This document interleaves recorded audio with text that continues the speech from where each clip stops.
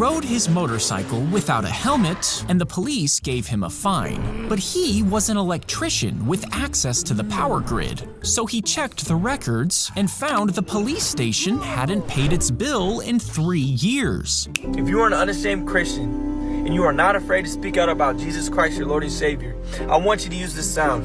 I'm not asking you to use this sound for the likes, for the views, nor for the follows. I'm asking you to use this sound simply to help me spread this message, to let people know that Jesus is real, that he's in heaven and he's doing things on this earth that we can't see, but he's doing it.